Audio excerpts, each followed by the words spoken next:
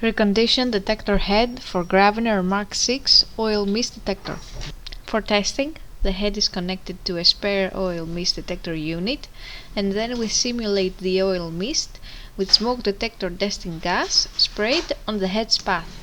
Apart from hearing the alarm, we can also see the relevant indicator lights on both the head and the unit, as well as the message on the screen.